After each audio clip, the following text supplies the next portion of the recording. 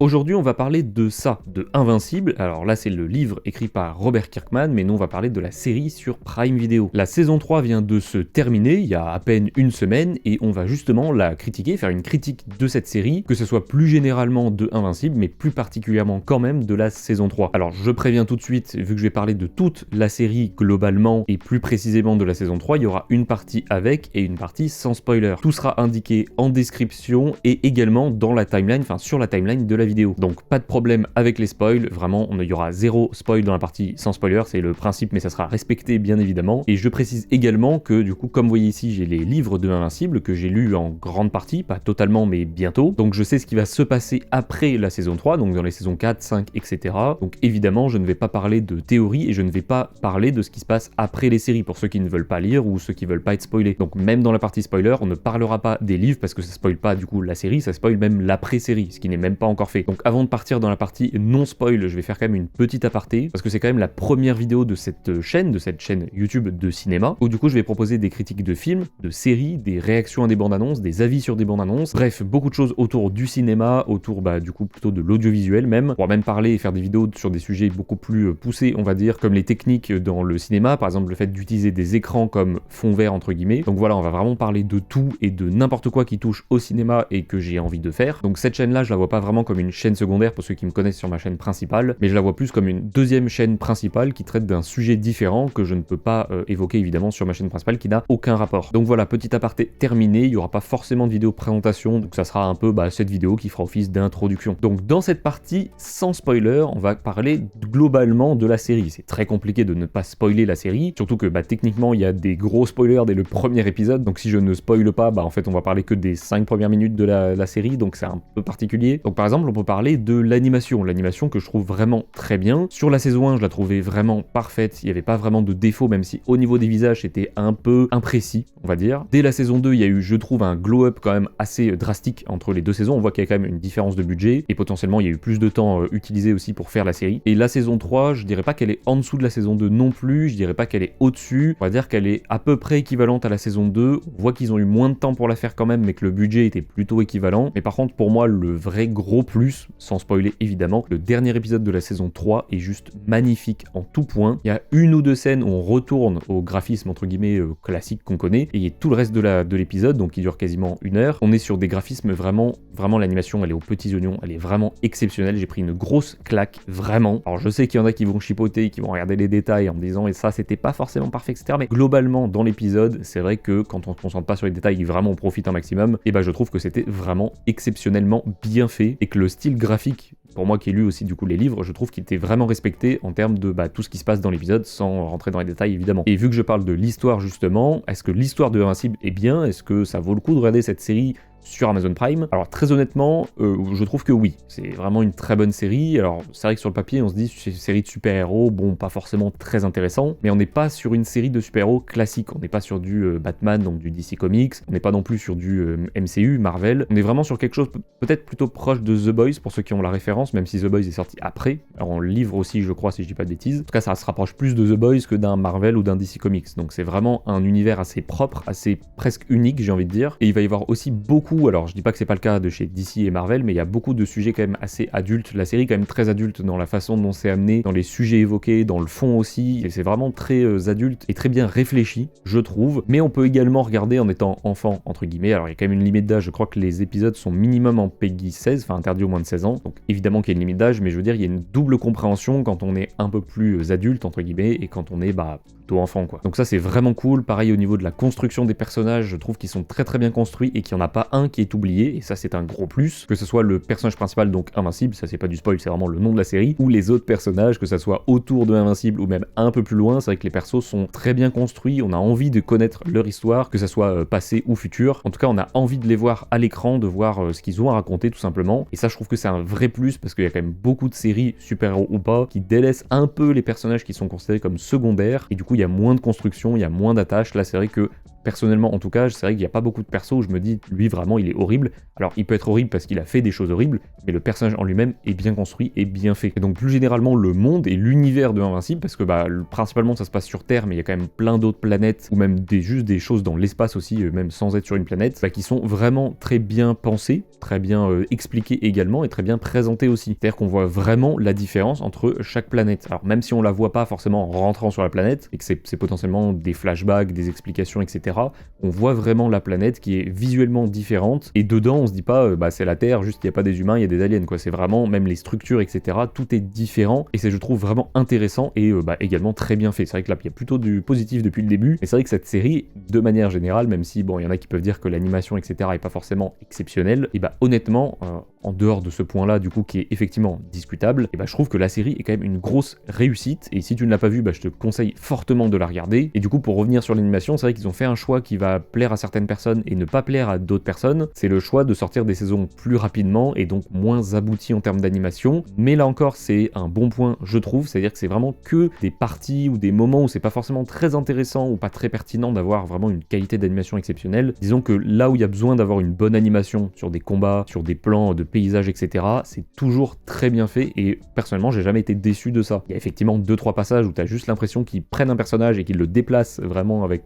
sur première pro, quoi, vraiment classiquement, mais en fait ça suffit et c'est pas forcément vraiment horrible à regarder, quoi. Et après, la dernière chose que je peux évoquer sans spoiler, sinon après ça va être très compliqué, c'est le doublage. Alors moi je l'ai regardé en VF, mais en VO il doit être aussi exceptionnel. Donc ce qui est vraiment bien, c'est qu'en VO du coup, c'est les acteurs de Walking Dead, vu que Robert Kirkman a fait les livres de Walking Dead et de Invincible, donc il a repris les mêmes acteurs. Alors il y a des acteurs que je vais pas forcément citer, mais par exemple en personnage principal, donc Invincible, c'est Glenn de Walking Dead qui le fait. J'ai plus le nom de l'acteur, mais c'est le personnage, vous voyez, je peux pas trop en dire parce que voilà, mais c'est ce personnage là en tout cas qui incarne la voix de Invincible. Je trouve que le doublage est très bon. Alors j'ai regardé la série en VF, mais j'ai quand même regardé quelques passages en VO pour voir et du coup donner mon avis aussi. Donc je peux pas donner mon avis sur toute la série pour la VO. Pour la VF, je la trouve impeccable. Je trouve pas qu'il y ait une voix qui colle pas avec un personnage, je trouve pas qu'il y ait une voix qui joue mal, entre guillemets. Je trouve que c'est vraiment réussi et le casting est vraiment très bon. Alors évidemment, le casting ne fait pas tout, c'est pas parce qu'on met des bons acteurs que la voix est forcément bien incarnée, mais là pour le coup, c'est le cas. Donc comme quoi, faut bien une exception pour confirmer la règle. Donc là, vraiment, je pense que j'ai à peu près tout évoqué, à peu près tout dit pour ne pas spoil. Là vraiment, il y a aucun spoil. J'ai parlé de 2 personnages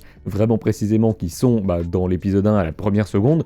Donc ça devrait aller. Mais là, pour rentrer un peu plus dans le vif du sujet et encore plus précisément sur la saison 3, qui va être la critique principale quand même de cette vidéo, on va passer dans la partie spoiler, bien évidemment. Alors, que dire sur cette série que je trouve vraiment très bonne, pour ne pas dire exceptionnelle dans son approche en termes d'histoire, de personnages, de suspense, tu regardes un épisode, tu peux pas ne pas regarder le prochain parce qu'il y a trop d'enjeux, il y a trop de suspense, il y a trop d'envie. En tout cas, c'est mon avis personnel, bien évidemment, peut-être que vous serez pas aussi réceptif. Et c'est vrai que pour moi qui ai regardé la saison 3 en même temps qu'elle sortait, et la saison 2 aussi, pour ceux qui l'ont regardé quand elle est sortie, on se sait, il y avait quand même un gros laps de temps de plusieurs mois entre la moitié de la saison et la fin de la saison 2 du coup. Et c'est vrai que l'attente était très compliquée, et là même juste d'une semaine à l'autre, c'était horrible, surtout les 2 derniers épisodes, qu'on va évoquer là d'ici quelques instants. Donc grosso modo, la saison 3, elle commence avec une introduction de Invincible, donc Mark Grayson, qui a beaucoup évolué, qui s'est beaucoup entraîné. On nous montre un peu son entraînement, on nous vend des pourcentages, pas très intéressants, mais des pourcentages pour nous dire qu'il a beaucoup évolué, 130% de force en plus, etc. Donc voilà, vraiment pour nous dire qu'il y a eu un laps de temps d'entraînement, de préparation de la part de Invincible pour être beaucoup plus fort, beaucoup plus rapide, beaucoup mieux en fait de manière générale. Donc justement, on commence cet épisode 1 un peu doucement, je trouve. Alors je vais pas parler de l'animation parce que j'en ai déjà parlé dans la partie non spoiler, mais dans l'épisode 1 particulièrement, je vais en parler pour un élément parce que ça m'a vraiment perturbé. J'ai même dû mettre pause pour vous dire sur l'épisode, pour me dire attends, qu'est-ce que je viens de voir? C'est tout simplement la mère du géant rouge. Alors je n'ai plus le nom du perso, je suis navré évidemment. Je vous mets de toute façon un screen de la mère en question qui en fait a le même visage que Debbie, la mère de Mark et d'Invincible, et du coup c'est très perturbant. Je me suis dit attends, est-ce que sa mère est là? Sa mère est hindoue? Je comprends plus rien. Mais du coup non, c'est juste qu'ils ont réutilisé le même skin, et je crois qu'ils l'ont fait dans un autre épisode aussi où ils ont réutilisé le même skin d'un perso. Bref, c'est un peu perturbant, c'est un peu dommage. C'est le seul point d'animation vraiment qui m'a dérangé. Sur le reste vraiment peu importe. Donc voilà, c'est pour ça que je vais plus en reparler, mais vraiment sur cet épisode-là, ouais, ça m'a quand même assez perturbé. Mais du coup, cet épisode-là, c'est plutôt une introduction à cette saison 3, avec quelques personnages qu'on va voir. On va voir le frère de Duplicate notamment. On va voir 2 personnages plutôt mystérieux, plutôt inconnus, qui viennent apparemment du futur, donc à voir. En tout cas, c'est vraiment un épisode que j'ai vu comme introduction, mais pas un épisode non plus histoire de faire une introduction. On sent vraiment qu'il y a quand même une utilité, et que les personnages qu'on a vus, ils vont être utiles pour la suite. Et c'est ça que j'aime beaucoup, c'est qu'ils mettent pas des personnages de remplissage, ils mettent des personnages qui seront utiles pour la suite. Et pareil, les d'antagonistes, et ben on va voir plein tout au long des épisodes. Il y a toujours un antagoniste principal par saison. C'est vrai que saison 1 c'était plutôt Omni-Man, saison 2 c'était plutôt Angstrom Levy, et saison 3, on va en venir d'ici quelques instants, mais voilà, il y a un autre gros antagoniste de cette saison. Donc après ce petit épisode d'introduction, enfin petit épisode de durée classique évidemment, mais cet épisode d'introduction, on a l'épisode 2. Épisode 2 qui est littéralement le tournant de cette saison, c'est-à-dire que toutes les décisions que Mark va prendre et que les autres personnages vont prendre va drastiquement changer la suite de l'histoire et du coup aussi la finalité de l'histoire. Que ça soit au niveau de l'ADG, de Invincible, donc Mark Grayson, et même des Gardiens du Globe, on a vraiment des décisions qui sont drastiques. Par exemple, Mark, par rapport à Cécile, évidemment, les décisions qu'il va prendre, l'affrontement, et les gardiens qui vont en partie, en tout cas, affronter aussi Cécile, et du coup, les Reanimates, qu'il va envoyer pour tuer Invincible, ou en tout cas le neutraliser, le paralyser, même si, bon, c'était un peu mal barré. Là, c'est vraiment là que Invincible va péter un câble et va vraiment rompre le contact avec Cécile, ce qui va du coup drastiquement changer la suite de l'histoire, et ça va vraiment, c'est vraiment le point tournant de la série. Alors, il y a évidemment d'autres points tournants, mais on va dire que c'est le premier gros point tournant de cette saison 3. Dans l'épisode 3, alors là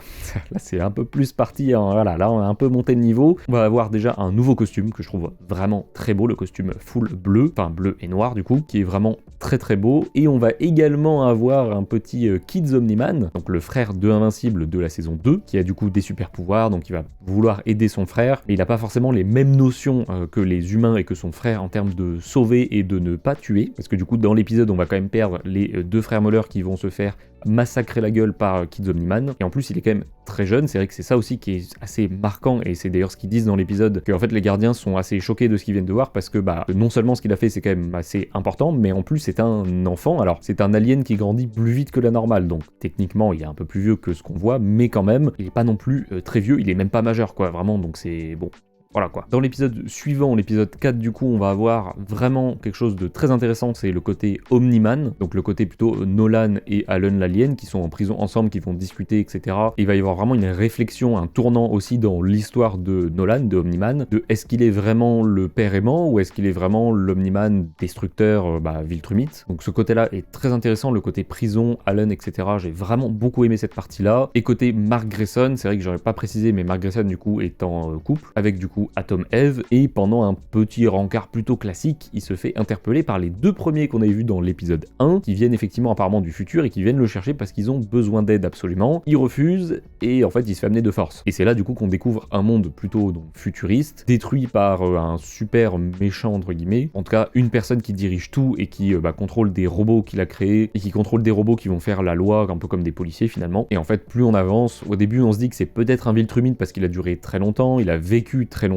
il est très puissant, et finalement on va se rendre compte que ce n'est pas un Viltrumite mais c'est bien l'immortel qui a totalement pété un câble, il a totalement vrillé, apparemment il a été abandonné par Invincible qui est parti sur une autre planète avec Atom Eve. En tout cas on voit les ravages du temps, un peu comme, alors c'est une comparaison voilà, mais un peu comme Wolverine. Je vais pas trop en dire pour ceux qui n'ont pas forcément vu les films etc, mais voilà, Wolverine c'est un personnage, on sent que avec les années il en a un peu marre de vivre et que le côté immortel c'est pas forcément le meilleur super pouvoir à avoir, en tout cas dans la durée. Dans l'épisode 5 on va voir vraiment un côté assez intéressant de en fait Atom Eve et Invincible ils ont un peu envie de prendre leur envol, de sortir de chez eux et d'avoir leur chez eux, mais pour ce faire il faut forcément de l'argent, pour ce faire il faut travailler avec Cécile, ce qui n'est plus le cas, donc il faut trouver un autre boulot, et donc c'est là que la Invincible Corp va être créée, et donc Eve va gérer tout ça, et Mark va pouvoir aller protéger une prison avec qui ils ont signé un contrat, et juste après qu'ils aient, pas juste après non plus, mais un peu après qu'ils aient signé le contrat, on a déjà une première menace, une super menace pour le coup. C'est un énorme dragon qui est contrôlé à distance par du coup la personne qui le contrôle, et ce super dragon n'attaque pas la prison pour rien, il est venu libérer la personne qui s'est fait enfermer dans l'épisode 1, le frère de Duplicate. Donc voilà, c'est pour ça que j'aime vraiment bien cette série, c'est qu'on va vraiment voir des petits détails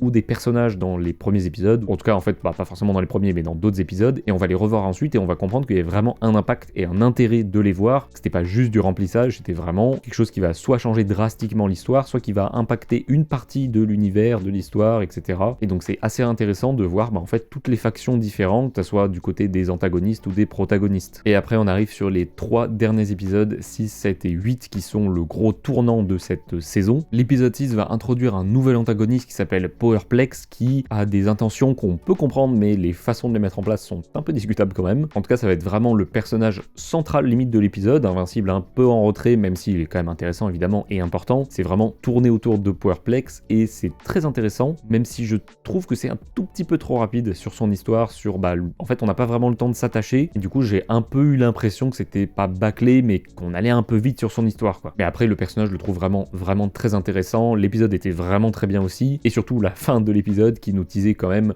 plusieurs marques qui allaient attaquer tout simplement la Terre, donc c'est un gros teasing que j'ai dû attendre pendant une semaine, et sûrement toi aussi d'ailleurs si tu as regardé en même temps que c'est sorti. En tout cas c'était vraiment très compliqué d'attendre et de ne pas avoir envie de se spoiler. Je n'avais pas encore les livres à cette période-là, ou peut-être que si, mais je ne crois pas. En tout cas l'attente a été quand même très longue, en ressenti en tout cas, c'était une semaine évidemment, mais en ressenti c'était beaucoup plus. Mais franchement j'ai pas été déçu de l'épisode 7 qui est juste une petite dinguerie, où on voit vraiment toutes les parties du monde qui vont se faire détruire par tous les invincibles. On voit également du Angstrom Levy vraiment qui fait tout et n'importe quoi parce qu'il sait plus trop comment se venger, mais il essaye quand même. Le combat évidemment invincible Angstrom Levy, je l'ai trouvé vraiment très bon, et je m'attendais pas à ce qu'il soit aussi court entre guillemets. En fait je m'attendais à ce que ce soit encore une fois l'antagoniste principal de cette saison, alors qu'en fait non, il venait dans l'épisode d'après. Donc finalement le combat qui était un peu court en fait était largement suffisant en termes de durée, parce qu'en fait son combat c'est aussi tous les invincibles qui ont détruit le monde, donc en fait c'est tout l'épisode de son combat quoi. Et j'ai vraiment trouvé ça très cool la façon dont c'était amené le jour 1, jour 2, un peu en mode post-apocalyptique zombie, et vraiment full destruction, l'image évidemment que tout le monde voit, et le passage que tout le monde voit de tous les invincibles, où on va voir en fait en fond toutes les principales villes détruites. En plus des villes évidemment ils se sont pas arrêtés là, parce que sinon c'était beaucoup trop simple, c'est que du matériel, autant tuer également beaucoup de personnes. Du coup ils ont tué des civils, des super-héros, dont Rexplode quand même, ça c'était quand même assez dur, mais il est mort, malheureusement. Et après l'épisode 8, honnêtement l'épisode 8, je sais pas quoi dire par rapport à cet épisode, il est exceptionnel. C'est vraiment le combat qui dure quasiment tout l'épisode. Je regarde en même temps, l'épisode il dure 46 minutes, le combat doit facilement faire 25-30 minutes, en sachant que dans les 46 minutes il y a le générique invincible, etc. C'est vrai que j'en ai pas parlé, mais l'apparition des génériques c'est juste masterclass, l'idée c'est vraiment pépite. Mais franchement cet épisode, même si on est dans une partie spoiler, pas envie d'en parler tant que ça, parce que vraiment je vous pousse à regarder cet épisode, évidemment regardez la saison avant, mais cet épisode est juste en tout point je trouve parfait. Il est extrêmement violent, extrêmement gore, il y a de la bouillie de partout, il y a vraiment des destructions de partout, que ce soit encore une fois bâtiments, humains, civils qui n'ont rien demandé, qui prennent quand même cher. Bref, il y a vraiment tout le monde qui prend cher et c'est incroyable à regarder. Honnêtement, je crois que je suis passé par toutes les émotions durant l'épisode, vraiment toutes les émotions qu'un humain peut avoir, j'ai tout eu dans cet épisode-là. Donc franchement, je suis extrêmement hype par la suite, la saison 4 bien évidemment. Je sais ce qui se passe et j'ai hâte de le voir à l'écran, ça peut être que pépite. On finit quand même sur un gros suspense de Cécile qui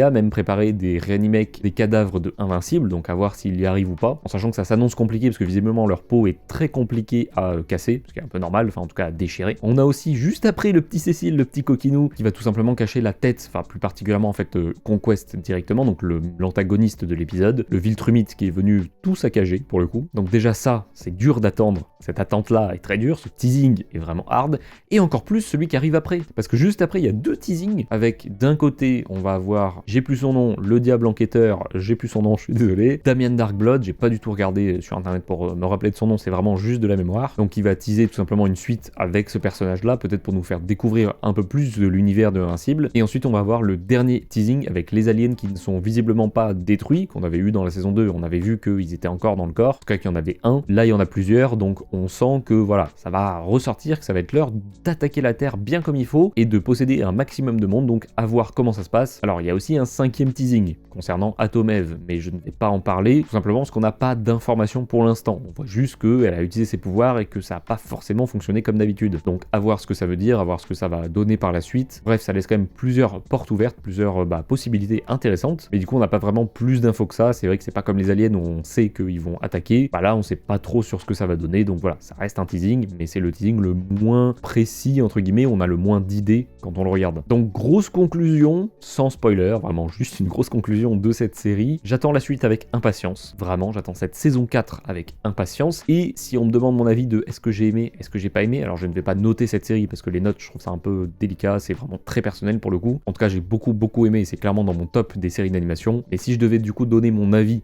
ma conclusion, c'est que suite à cette série, je n'avais pas lu de livre depuis au moins le collège, donc depuis très longtemps pour le coup, et pourtant, j'ai quand même trouvé le temps d'acheter les 12 intégrales de Invincible, qui sont extrêmement chères, on va pas se mentir, et vraiment très chères, 28€ l'un, c'est très cher. Mais je les ai achetés, je les ai lus, j'en ai lu 1 à 2 par soir, et j'en suis au 8e, en moins d'une semaine. Donc si ça, c'est pas la meilleure conclusion possible, c'est est-ce que si la série était nulle, j'aurais acheté ces livres-là? Alors après, elle peut être nulle pour certaines personnes, en tout cas, mauvaise ou moins bien. C'est vrai que moi, les livres, mon achat parle à ma place quand même. Donc conclusion, si tu veux lire les livres, vas-y, fonce, achète-les, pas de problème, t'es pas obligé de tout acheter d'un coup évidemment, mais tu peux acheter au fur et à mesure. Et je te conseille de regarder la série en même temps, parce qu'il y a pas mal de choses qui changent entre la série livre et la série Amazon Prime. Donc si t'as l'occasion d'acheter les livres et de regarder la série, fais-le, c'est vraiment à ne pas louper. On est quand même sur une série au niveau des livres qui est sortie en 2002, le premier je crois, et qui traite de sujets encore intéressants maintenant. Et en fait, il pourrait totalement sortir maintenant, aujourd'hui, qui serait toujours d'actualité. C'est ça qui est vraiment très fort. Donc vraiment, c'est très intéressant. Fonce, je peux pas mieux te dire. Vraiment, il n'y a pas d'hésitation, il n'y a pas de peut-être que tu vas pas aimer. Alors évidemment, tu peux ne pas aimer, mais ça parle quand même vraiment à beaucoup de monde. C'est très intéressant. Donc qu'est-ce que tu attends? En tout cas, merci d'avoir regardé cette première vidéo, à voir comment le format évolue, à voir si je fais par exemple une vidéo spoiler et je refais une autre vidéo où il n'y a pas de spoiler pour vraiment séparer un peu mieux, à voir si je change quelques petites choses dans le format. Bref, n'hésitez pas à me donner votre avis, c'est très important, surtout pour une nouvelle chaîne, le début d'une chaîne du coup, et surtout une chaîne qui n'a rien à voir dans la présentation et dans le contenu de ma chaîne autre, donc ma chaîne du coup tech. Donc voilà, c'est très important, n'hésitez pas à tout mettre en commentaire, à soutenir la vidéo évidemment, liker, partager, t'abonner, parce que du coup c'est vrai que là on commence à zéro. On repart à zéro. Donc voilà, merci d'avoir regardé. Fin du blabla, évidemment. Fonce voir cette série sans plus tarder. Là, tout de suite, tu fonces. Et je te dis à très bientôt. Je ne sais pas quand, mais à très bientôt sur cette chaîne. J'espère que ça t'a plu. N'hésite pas à tout mettre en commentaire. Ciao, ciao.